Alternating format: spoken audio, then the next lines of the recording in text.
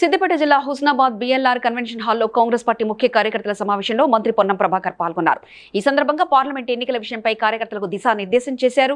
10 ఏళ్లు అధికారంలో ఉండి కేంద్రంలోని బీజేపీ ప్రభుత్వం, రాష్ట్రంలో బీఆర్ఎస్ ప్రభుత్వాలు ప్రజలకిచ్చిన హామీలు నెరవేర్చలేదన్నారు. కాంగ్రెస్ పార్టీ ఎంపీ అభ్యర్థి వెలిచాల రాజేందర్ రావు గెలుపు కోసం కార్యకర్తలందరూ కష్టపడి పనిచేయాలని దిశానిర్దేశాన్ని అందించారు. నేను అడుగుతున్నాను, మీరు చెప్పండి, టీఆర్ఎస్ పార్టీ డబుల్ బెడ్రూమ్ నటించింది ఎక్కడన్నా? ₹1,00,000 రుణమాఫీ చేసిందా? 3,016 నిరుద్యోగ వృత్తి ఇచ్చిందా? దళిత బంధు ఇచ్చిందా? బీసీ బంధు ఇచ్చిందా? ఉద్యోగాలు ఇచ్చిందా? వస్తే ఎవరు వస్తున్నారు? వచ్చిందా వినోద్ కుమార్? నాకంటే చెప్తా, వినోద్ బీఆర్ఎస్ మాట్లాడుతున్నారు కాబట్టి నేను రానున్నప్పుడు నేను అన్ని సార్లు జరిగిన.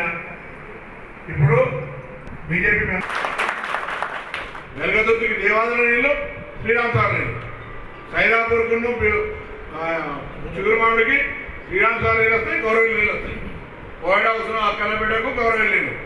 ఈ విధంగా మొత్తం ప్లాన్ అంతా నియోజకవర్గం నక్ష పెట్టుకున్నా. ఎక్కడెక్కడ ఏ ఊరికి కాలువదారం రావాలో అన్ని నీళ్లను జాగ్రత్తగా ప్రతి రైతుకు చేర్చే బాధ్యత నాది. రేపు పొద్దున మనం ఓటా గుడ్డదు ఉండదు రాజ్యాంగాన్ని మొత్తం మార్చే ప్రయత్నం చేస్తాము. దయచేసి అందరు గ్రామాల్లో చెప్పాలి. బీజేపీ నియంత్రణతో పాటు రాముడు గురించి రాముడు ఎవరు నొక్కలేదే వాడు. దయచేసి అందరూ కూడా నా విజ్ఞప్తి మేరకు మీరందరూ వచ్చారు. మీరందరూ కూడా గట్టిగా కష్టపడి ఎవరి ఊర్లలో వాళ్ళు, నేను ఆ ఊరిలో పెద్దరికం నాకు లేదు, ఈ ఊరిలో పెద్దరికం ఆయనకి లేదు.